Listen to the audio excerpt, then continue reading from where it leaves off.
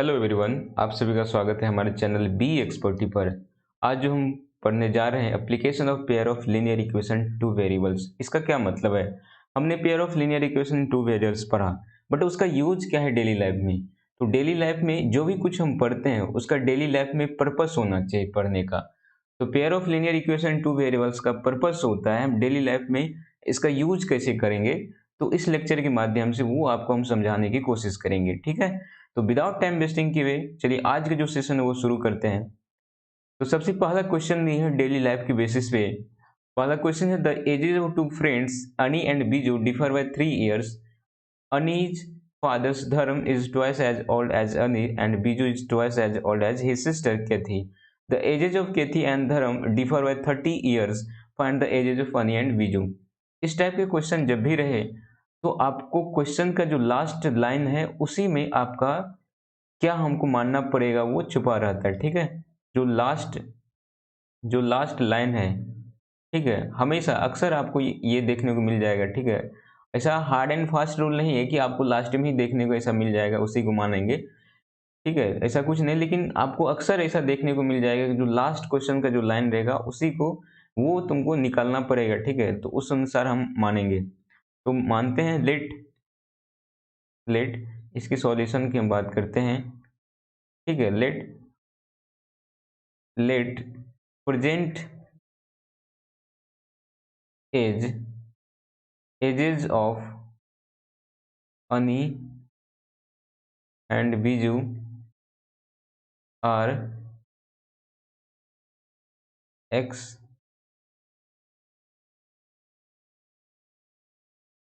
X and y respectively, ठीक है। जब भी एज करने की बात मांगे, जब भी एज मानने की बात आए तो हमेशा प्रेजेंट एज ही मानना, ठीक है। तो let present age of Ani and Biju are x and y respectively, right. तो इसमें दो कंडीशन हो सकता है, ठीक है। पहला ये कंडीशन हो सकता है कि अनी जो है बीजू से बड़ा हो सकता है। ये हमको क्वेश्चन में मेंशन नहीं है, ठीक है। ये हमको क्वेश्चन नहीं बोल रहा है कि अनी बड़ा है कि बीजू बड़ा है, ठीक है। हमको ये बोल रहा है कि अनी फर्स्ट जो इसमें क्वेश्चन का जो लाइन है बोल रहा है the age of two friends Ani and Biju differ by 3 years, right. और हमको ये पता नहीं है कि अनी बड़ा है कि बीजू बड़ा है, तो हम इसमें केस दो लेंगे। एक बार हम अनी को बड़ा मान लेंगे और एक बार बीजू को बड़ा मान लेंगे, ठीक है।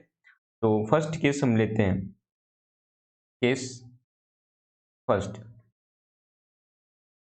Late x is greater than y। x is greater than y का मतलब है कि अनी का जो एज है बीजू से बड़ा है, ठीक है। इसका मतलब है x ग्रेटर देन y का मतलब है अनी का जो एज है बीजू से बड़ा है। तो अब जो क्वेश्चन का जो फर्स्ट लाइन है उसके अकॉर्डिंग हम यहाँ पे लिखते हैं। तो ये लिखेंगे यहाँ पे according to question. According to question में क्वेश्चन क्या बोल रहा है? क्वेश्चन ये बोल रहा है कि अनी और बीजू का जो एज है उसका डिफरेंस जो है 3 है, ठीक है। तो हमने x जो है ग्रेटर माने है y से, मतलब अनी का जो एज है बीजू से ज्यादा है। तो यहाँ पे हम लिखेंगे x minus y is equal to 3, ठीक है। अब इसको इक्वेशन 1 मान लेंगे। इसी तरह जो सेकेंड लाइन है कि Ani father Dharam is twice as old as Ani and Biju is twice as old as sister, ठीक है। जो क्वेश्चन का जो लाइन है उसको हम डार्क करते हैं।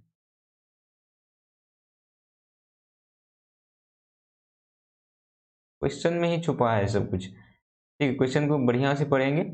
अनी का जो फादर है यानी धर्म, उसका जो एज है वो है ट्वाइस एज अनी, अनी के एज से दुगुना है। तो हम लिखेंगे, क्या लिखेंगे? Ani's father, that means age of Dharam, age of Dharam, ये कितना हो जाएगा? Twice of Ani's age. Ani's का एज कितना है? एक्स है ना, तो ट्वाइस ऑफ एक्स हो गया, राइट। और फिर सेकेंड जो है, सेकेंड लाइन में है कि and Biju is twice, Biju is Biju is twice as old as his sister Kathy. ये बोल रहा है जो केथी जो है, केथी के एज से ट्वाइस है बीजू का एज, मतलब age twice of age of Kathy is equal to किसका? बीजू का।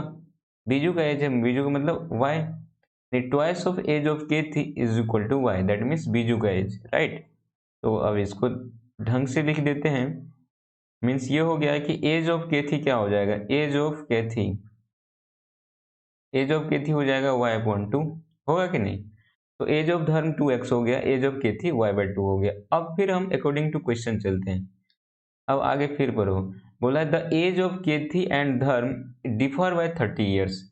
अब यहाँ पे आपको जज करना पड़ेगा केथी का एज ज्यादा होगा कि धर्म का एज ज्यादा होगा। ऑब्वियस बात है कि धर्म जो है फादर है अनीस का, ठीक है। तो अनीस का जो फादर है, तो ऑब्वियस बात है कि जो धर्म का एज होगा वो केथी से ज्यादा होगा, ठीक है। तो इसलिए यहाँ पे हम लिखेंगे, क्या लिखेंगे, केथी धर्म का age 2x minus y/2 is equal to क्या होगा, 30 होगा। क्योंकि क्या बोल रहा है क्वेश्चन, ये बोल रहा है कि the edges of Kathy and धर्म डिफर बाय 30 ईयर्स, राइट। तो दोनों का जो केथी और धर्म का जो एज का डिफरेंस वो 30 दिया है। तो ऑब्वियस बात है कि धर्म का एज 2x जो होगा y/2 से ज्यादा होगा। क्यों? क्योंकि धर्म एक फादर से है और जो केथी है वो क्या है, वो ओल्ड सिस्टर है किसका, बीजू का। तो अभी ऑब्वियस बात है कि धर्म का एज ही ज्यादा होगा, इसलिए 2x माइनस y/2, ठीक है। और दिस इज इक्वल टू 30। अब फिर इसको हम अरेंज करके थोड़ा बढ़िया से लिख देते हैं। तो ये हो जाएगा 2x into 2 4x minus y upon 2 is equal to 30 और 4x minus y is equal to 60। तो इसको इक्वेशन सेकेंड मान लो, इसको इक्वेशन सेकेंड मान लो। अब इक्वेशन 1 और इक्वेशन 2 को क्या करो, सब्ट्रैक्ट कर दो। Equation 1 this is equal to 3 है ना, दिस इज इक्वेशन 1 ना। अब दोनों को हम सब्ट्रैक्ट करते हैं, ठीक है। तो सब्ट्रैक्ट करेंगे तो यहाँ माइनस होगा, यहाँ क्या होगा, प्लस होगा, यहाँ माइनस होगा, ठीक है। तो ये वाई वाई तो कैंसिल हो जाएगा, ये हो जाएगा 3x, 3x is equal to 60 minus 3 ये 57 होगा, ठीक है। और ये हो जाएगा x is equal to 57 upon 3, तो ये हो गया 19। तो ये 19 ईयर्स हो गया, 19 ईयर्स हो गया। तो x किसका माने थे हम एज, अनी का माने थे। तो अनी का एज कितना हो गया, अनी का एज हो गया 19 ईयर्स, राइट। अब x का वैल्यू किसी भी इक्वेशन में पुट कर देंगे तो y का वैल्यू निकल जाएगा। तो लिखते हैं putting the value of, putting the value of x in equation 1, ठीक है। इक्वेशन 1 में हम x का वैल्यू पुट करेंगे। तो x कितना है, 19 है, minus y is equal to 3 है ना इक्वेशन 1। तो ये हो जाएगा 19 minus y is equal to 3। तो 19 minus 3 is equal to y, और y इज इक्वल टू हो जाएगा 16 ईयर्स, ठीक है। तो इस तरह से अनी और बीजू का एज जो है वो निकल गया। तो अनी का एज कितना हो जाएगा, देयरफॉर अनीज एज जो हो जाएगा कितना हो जाएगा, एक्चुअली ये जो एज है प्रेजेंट एज है, ठीक है। तो this is 19 years and Biju का जो एज है, Biju age this is equal to 16 years, ठीक है। तो ये पहला कंडीशन है जिसमें हम माने थे कि अनी का जो एज है बीजू से ज्यादा है। अब हम दूसरा कंडीशन मानते हैं कि बीजू जो है क्या है, अनी से बड़ा है। दूसरा कंडीशन मानते हैं कि बीजू जो है अनी से बड़ा है। तो case second, let y is greater than x। y is greater than x का मतलब है कि जो बीजू का एज है वो क्या है, अनी की एज से ज्यादा है। तो अब जो अकॉर्डिंग टू क्वेश्चन है वो क्या होगा, अकॉर्डिंग टू क्वेश्चन दोनों का एज का डिफरेंस क्या है, 3 है ना। तो यहाँ पे हम लिखेंगे y minus x is equal to 3, क्योंकि अब जब बीजू बड़ा हो गया अनी से, तो इसलिए बीजू में से क्या होगा, अनी घटेगा। तो y minus x is equal to 3, तो इक्वेशन इसको 1 मान लो।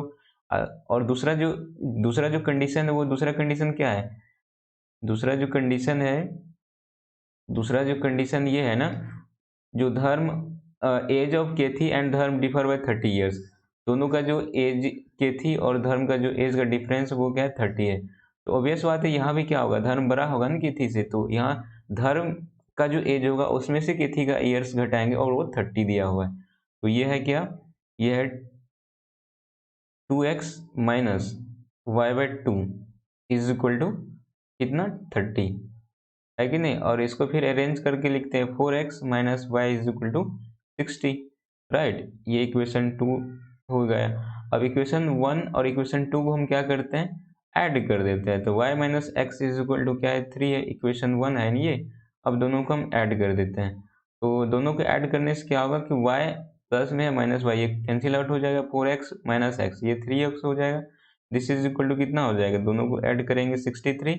तो x इज इक्वल टू क्या हो गया, x is equal to 63/3, that means ये 21 ईयर्स हो जाएगा, राइट। अब x का वैल्यू निकल गया, तो अब किसी भी इक्वेशन हम x का वैल्यू यदि पुट करेंगे तो उससे हमको y का वैल्यू निकल जाएगा। तो हम लिखते हैं putting the value of x in equation 1, ठीक है। 1 इक्वेशन हम x का वैल्यू पुट करते हैं।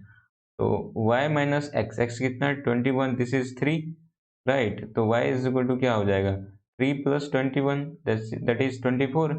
तो y का मतलब y जो है किसका एज है, y बीजू का एज है, तो बीजू का एज 24 हो गया, रानी का जो एज हो गया। यहाँ पे लिखेंगे देयरफॉर एज ऑफ, या यहाँ पे लिखते हैं अनीज एज, ठीक है। अनीज एज जो हो जाएगा कितना हो जाएगा 21 ईयर्स, राइट। और बीजू का जो एज हो जाएगा, बीजूस एज जो हो जाएगा कितना हो जाएगा 24 ईयर्स हो जाएगा, ठीक है। तो इस तरह से हम जो डेली लाइफ का क्वेश्चन है, डेली लाइफ में जो हम करते हैं उसको हम लीनियर इक्वेशन में, पेयर ऑफ लीनियर इक्वेशन में बदल के उसको हम निकाल सकते हैं, ठीक है। जो वेरिएबल है, जो भी कुछ क्वांटिटी जो हमको निकालना है, उस इस तरह से हम निकाल सकते हैं, ठीक है। अब हम नेक्स्ट क्वेश्चन की ओर बढ़ते हैं। नेक्स्ट क्वेश्चन जो है आपके स्क्रीन पे है, A train covered a certain distance at a uniform speed।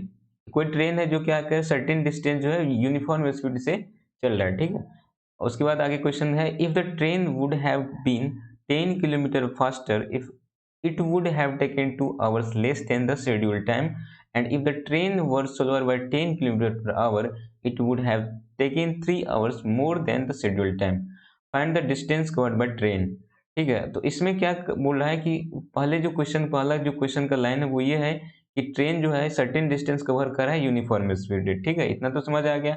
अब आगे बोल रहा है कि जो ट्रेन है यदि उसका स्पीड 10 से ज़्यादा हो जाता है तो it would have taken 2 hours less than the schedule time, जो शेड्यूल टाइम है उससे वो 2 घंटा कम टाइम लेता है।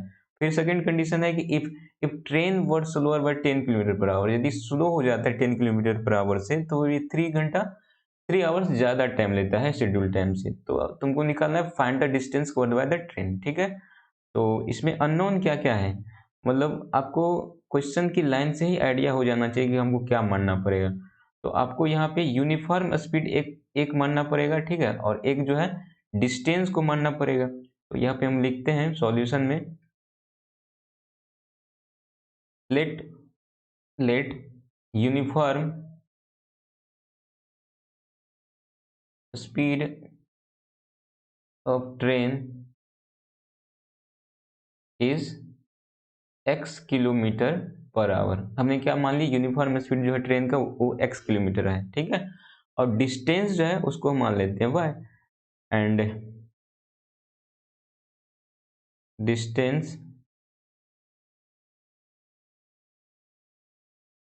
Covered by train is y kilometre, ठीक है। तो यहाँ पे ट्रेन जो डिस्टेंस कवर्ड किया उसको y मान लिए और यूनिफॉर्म स्पीड को x मान लिए। अब जो अकॉर्डिंग टू क्वेश्चन है वो यहाँ पे हम लिखते हैं, जो जो बोल रहा है उसके अकॉर्डिंग। अब डिस्टेंस तुमको पता है, एक बात पता होना चाहिए, डिस्टेंस पता है और उसके बाद स्पीड पता है, तो टाइम निकाल सकते हैं कि नहीं। ऑब्वियस बात है कि टाइम जो होता है क्या होता है, टाइम इज इक्वल टू क्या होता है, time is equal to distance upon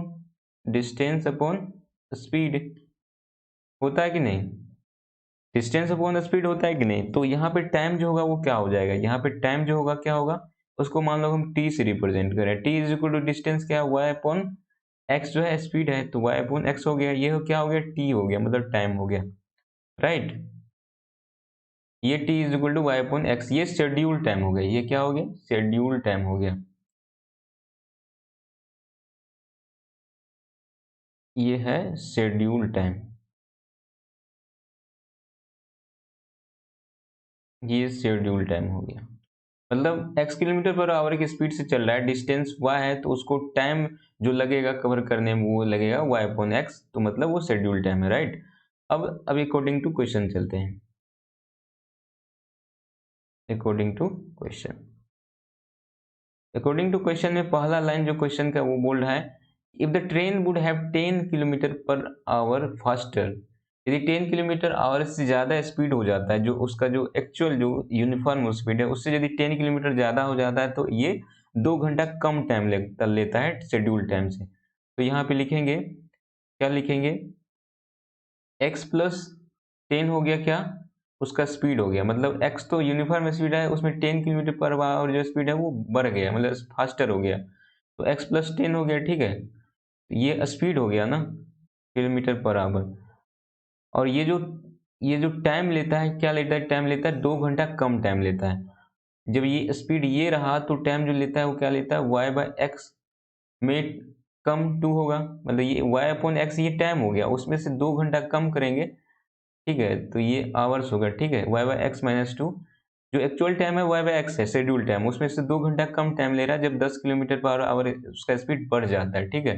तो ये स्पीड है, तो स्पीड और ये टाइम है, टाइम कैसे आएगा, जब डिस्टेंस तो फिक्स रहेगा ना, मतलब दो दो स्टेशन है, ठीक है, दोनों स्टेशन के बीच तो डिस्टेंस फिक्स रहेगा ना, y मान ली है डिस्टेंस, दोनों का डिस्टेंस तो फिक्स रहेगा।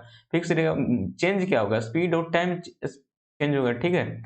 तो यहाँ टाइम इज इक्वल टू क्या होता है, टाइम इज इक्वल टू होता है speed distance upon speed, right. तो डिस्टेंस तो क्या हुआ है ना, तो y/x+10 is equal to y/x-2 hours, right. तो ठीक है, इसको अच्छे से लिखते हैं और फिर इसको सिंप्लीफिकेशन करते हैं। तो y/x+10, तो this is equal to y/x-2, right. अब हम क्या करते हैं, y/x+10 minus y/x is equal to -2, y/x को भी इस साइड ला लिए, ठीक है, और कुछ करना नहीं है, और सिंप्लीफिकेशन करना है। तो y यहाँ से हम कॉमन भी ले सकते हैं, ठीक है, 1/x+10 minus 1/x is equal to -2, और ये हो जाएगा क्या, इधर आएगा x और इधर जाएगा x+10, और एलसीएम हो जाएगा x into x+10, this is equal to -2। यहाँ समझ आया कि नहीं, x+10 और x का जो एलसीएम हो जाएगा x इंटू x+10 होगा, x+10 से यदि इसमें डिवाइड करेंगे तो x आएगा, ठीक है, यहाँ पे x लिख देंगे, फिर x से इसको डिवाइड करेंगे तो x+10 यहाँ पे हो जाएगा, बीच में माइनस तो है ही, ठीक है। तो ये हो जाएगा y, तो x तो कैंसिल हो गया ना, जब माइनस यदि बाहर निकालेंगे x+10 को, तो यहाँ माइनस माइनस 10 हो जाएगा, x इंटू x+10, तो this is equal to -2, right. और ये हो जाएगा कितना, x तो कैंसिल हो गया ना, तो y इंटू -10, और अब x इंटू x+10 को इधर मल्टीप्लाई कर देते हैं, तो ये हो गया x इंटू x+10, और इसमें मल्टीप्लाई क्या कर रहे हैं, -2 मल्टीप्लाई कर रहे हैं, ठीक है।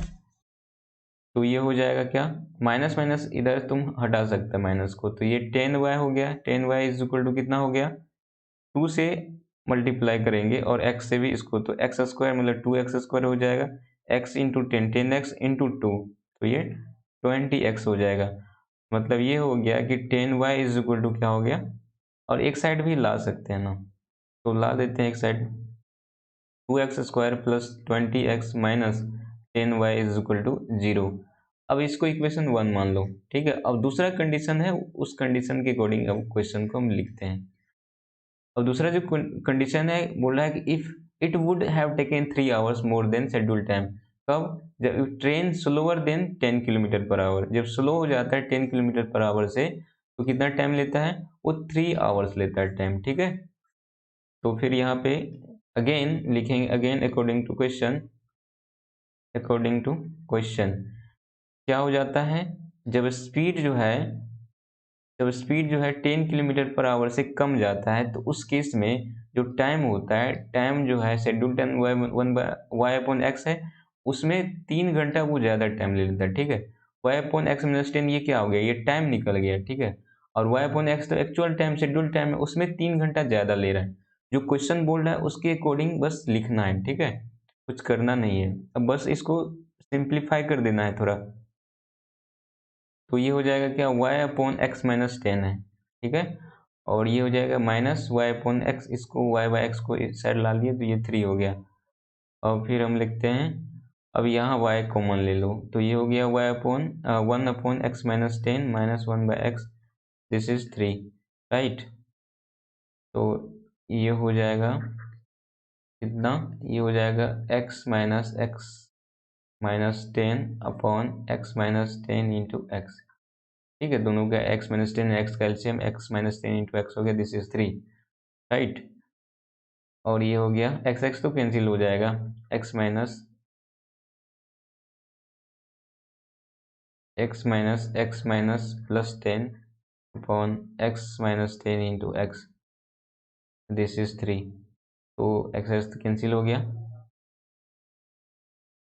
तो this is 10y is equal to, अब इसको इधर मल्टीप्लाई कर देते 3 इंटू एक्स माइनस 10, तो ये हो गया कितना 3x स्क्वायर, x को x से मल्टीप्लाई करेंगे फिर बाद में भी 3 से मल्टीप्लाई है तो ये 3x स्क्वायर हो जाएगा, x into minus ten x into 3 तो माइनस 30x हो जाएगा, होगा कि नहीं, ठीक है।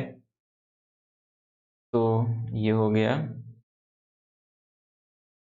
अब 10y को साइड ले चले जाते हैं, 3x square minus 30x minus 10y is equal to 0, तो इसको इक्वेशन सेकेंड मान लो।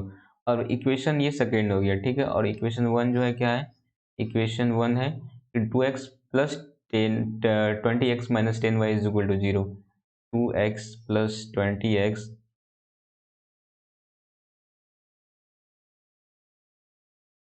यहाँ पे 2x स्क्वायर होगा, यहाँ छूट गया था, 2x स्क्वायर होगा, ठीक है। 2x square plus 20x minus 10y, 2x square minus 20x minus 10y is equal to 0 है। इक्वेशन ये फर्स्ट है कि नहीं। फिर एक बार रीचेक कर लेते, 2x स्क्वायर प्लस 20x है, प्लस 20x है, ठीक है। तो ये इक्वेशन फर्स्ट है। और इक्वेशन फर्स्ट और इक्वेशन सेकेंड हम क्या कर देते हैं, सब्ट्रैक्ट कर देते हैं, सब्ट्रैक्ट कर देते हैं। तो ये हो गया माइनस माइनस प्लस, ठीक है। तो ये 3x स्क्वायर में से 2x स्क्वायर गया तो कितना हो गया, x हो गया, x स्क्वायर हो गया, ठीक है। और ये माइनस 20x, ये माइनस 30x, ये हो जाएगा माइनस 50x। और ये तो ये माइनस प्लस था ना, ये तो कैंसिल हो गया, दिस इज 0, ठीक है। अब जो हो जाएगा इसको लिखेंगे x square minus 50x is equal to 0। अब इससे हम x कॉमन लेते हैं तो x minus 50 is equal to 0, ठीक है। तो x into x minus 50 is equal to 0, तो x इज इक्वल टू एक होगा 0 और एक दूसरा केस होगा x minus 50 is equal to 0, मतलब x is equal to 50 kilometre per hour होगा, ठीक है। x इज इक्वल टू 0 तो होगा ही नहीं, स्पीड 0 तो होगा ही नहीं, ठीक है। तो ये पॉसिबल है ही नहीं, पॉसिबल सिर्फ ये है कि x is equal to 50 kilometre per hour, ये स्पीड हो गया। लेकिन हमको तो निकालना है डिस्टेंस ना, तो भैया आपको पता है कि डिस्टेंस, अब x का वैल्यू निकल गया तो किसी भी इक्वेशन में पुट कर दो तो उससे क्या निकल जाए, y का वैल्यू निकल जाएगा, तो हम किसी भी इक्वेशन में पुट कर देते हैं, किसी भी इक्वेशन हम x का वैल्यू पुट कर देते हैं, किसी भी इक्वेशन में हम x का वैल्यू पुट देते हैं। सपोज करो हम कि इक्वेशन फर्स्ट में x का वैल्यू पुट करते हैं, लिखते हैं putting the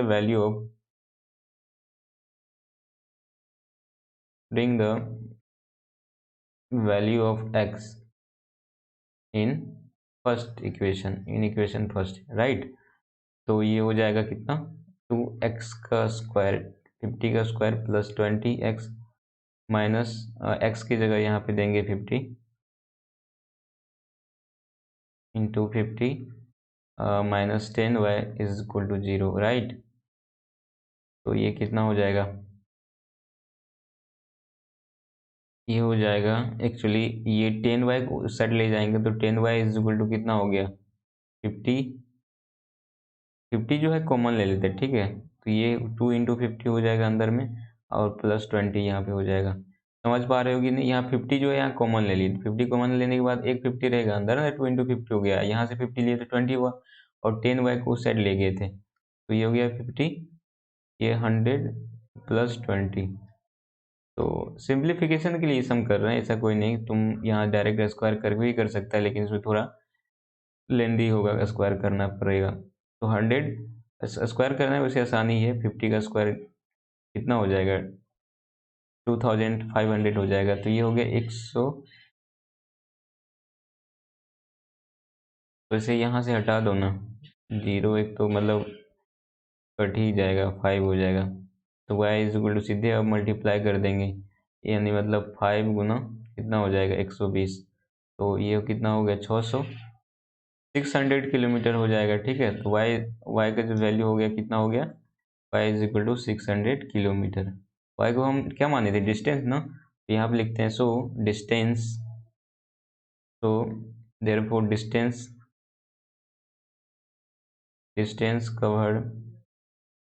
distance covered by train is 600 kilometre, ठीक है।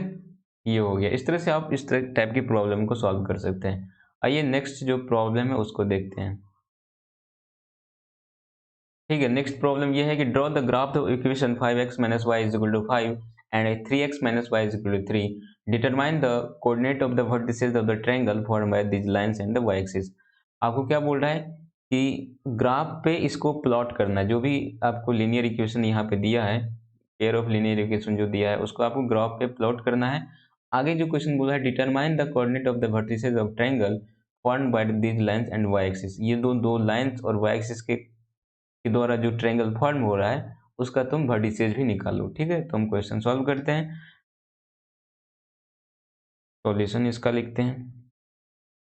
तो सबसे पहले हम ग्राफ ड्रॉ करने के लिए हम क्या कर लेते हैं, ग्राफ ड्रॉ करने के लिए हम x axis and Y axis draw कर लेते हैं।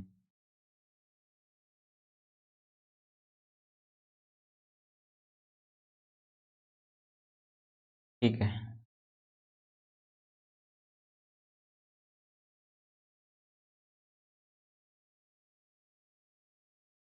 ठीक है, हम दो x axis and Y axis draw कर लिए हैं। ये जो है क्या है, एक्स एक्सिस है, मतलब एक्स एक्स डैश है, ये जो है ऊपर वाला वाई, वाई डैश नीचे में होगा,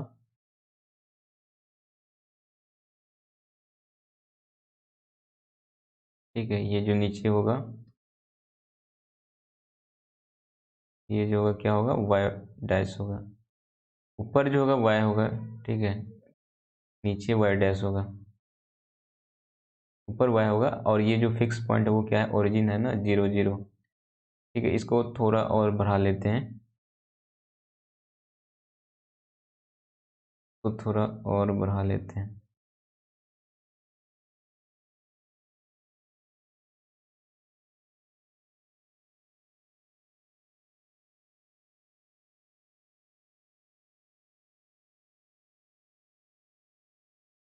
तो थोड़ा और बढ़ा लेते हैं,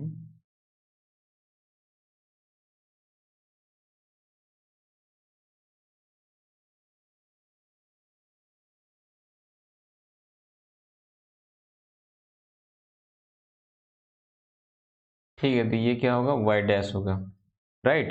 अब हम क्या करते हैं, प्लॉट करते दोनों लाइंस जो दिया हुआ है उसको ग्राफ पेपर पे। तो सबसे पहले हमको पॉइंट पॉइंट फाइंड आउट करना पड़ेगा ना, ठीक है। तो कैसे हम ड्रॉ करते हैं ये सब कुछ हम बताए हुए हैं। 5x - y, पहले हम 5x - y के लिए करते, 5x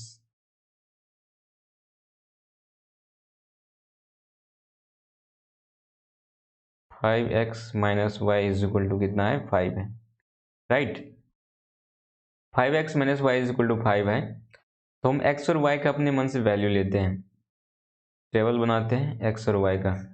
सपोज करते हैं कि x का जो वैल्यू है वो 0 है, क्या है, x का वैल्यू 0 है। मान लो x का वैल्यू यहाँ 0 हो गया, तो ये पूरा पार्ट क्या हो जाएगा, 0 हो जाएगा, तो 5 इंटू 0 0, -5 इज इक्वल टू 5 है, तो y इज इक्वल टू -1 हो जाएगा। ठीक है, इसी तरह हम मान लेते हैं कि y का जो वैल्यू है क्या है, वो 0 है। y का यदि वैल्यू 0 हो जाएगा तो ये क्या होगा, 5x minus 0 is equal to 5, तो x इज इक्वल टू क्या हो जाएगा, 1 हो जाएगा। तो इस तरह से हमको एटलीस्ट 2 पॉइंट मिल गया। लीनियर इक्वेशन को ग्राफ ड्रॉ करने के लिए हमको कितना पॉइंट चाहिए, एटलीस्ट 2 पॉइंट चाहिए, और 2 पॉइंट हमको मिल गया। एक पॉइंट 0 - 1 हो गया, एक हो गया 1 0। तो इसको हम प्लॉट करते हैं ग्राफ पे। तो सबसे पहले तो इस पे हम पॉइंट जो है वो लोकेट कर देते हैं। तो ये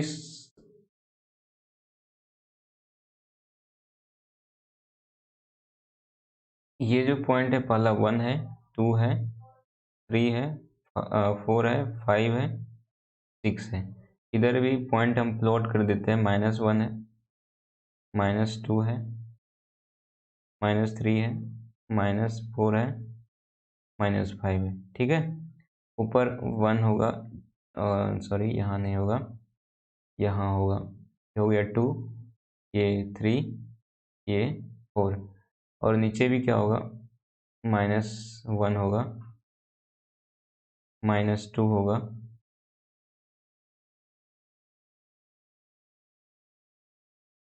-3 होगा, -4 होगा। ठीक है, अब जो 0 - 1 है वो कहाँ होगा, 0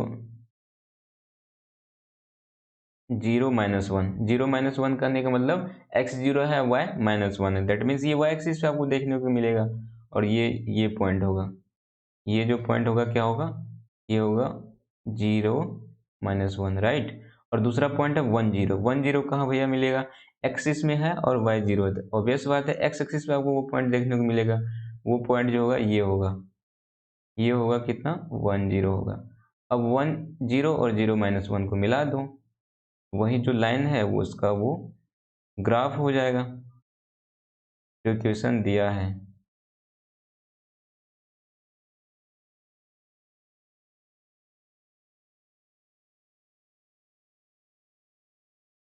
थोड़ा इरेज करके, ठीक है।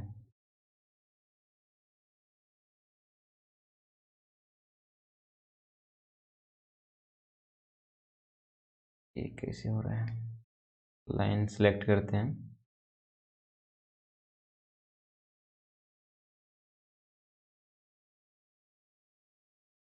तो ये जो लाइन है ना, यही लाइन क्या है, थोड़ा इसको और पीछे बढ़ा लेते हैं।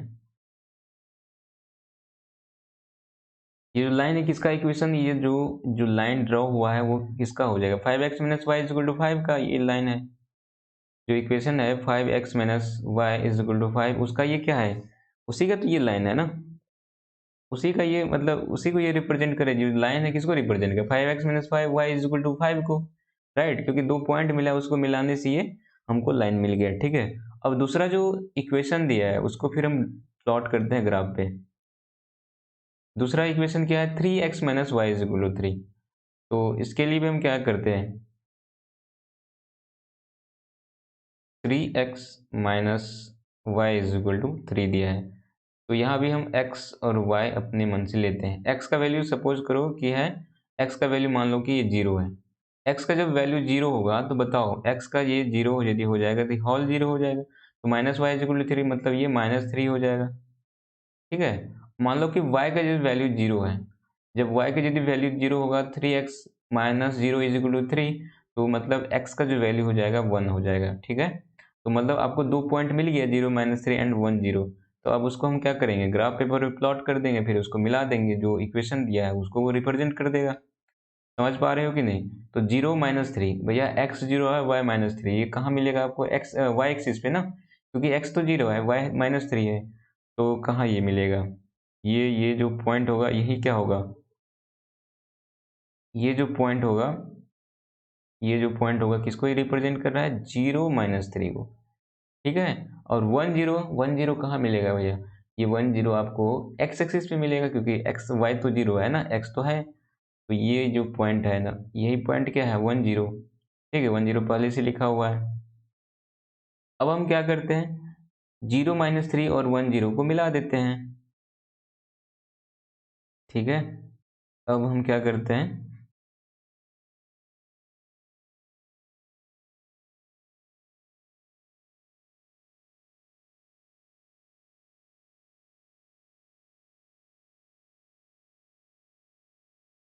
ठीक है।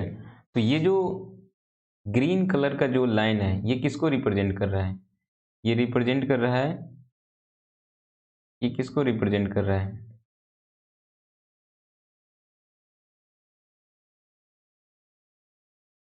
ये जो रिप्रेजेंट लाइन जो कर रहा है ये रिप्रेजेंट कर रहा है किसको, 3x, 3x minus y is equal to 3x minus y is equal to 3 को ये लाइन रिप्रेजेंट कर रहा है।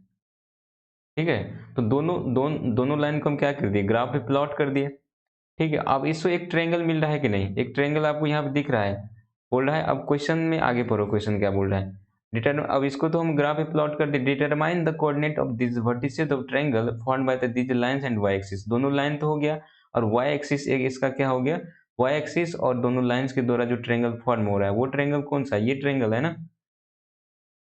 ये जो ट्रायंगल है, ये जो ट्रायंगल वही ट्रायंगल की बात कर रहा है जिसमें कि एक जो साइड है क्या है, वाई एक्सिस है, और दोनों लाइंस के द्वारा बन रहा है ये ट्रायंगल। ठीक है, ये जो ट्रायंगल है, ये ट्रायंगल जो है उसी के ये बात कर रहा है जिसमें कि क्या है, एक जो साइड है वो वाई एक्सिस है और दोनों साइड जो है दोनों लाइंस है। अब बोला है कि वर्टिसेस निकालो, ये जो ट्रायंगल बन रहा है, सपोज करते हैं कि जो जो वर्टिसेज है, सपोज करो ये ए वर्टिसेज है, और ये जो है बी वर्टिसेज है, और ये सी वर्टिसेज है, तो वर्टिसेज ए क्या हो जाएगा, इस triangle ABC, in triangle ABC, in triangle ABC में पॉइंट ए मतलब वर्टिसेज ए का जो कोऑर्डिनेट हो जाएगा, कोऑर्डिनेट ऑफ वर्टेक्स ए, तो ये कितना हो जाएगा भैया, ये तो 1 0 हो जाएगा, है कि नहीं।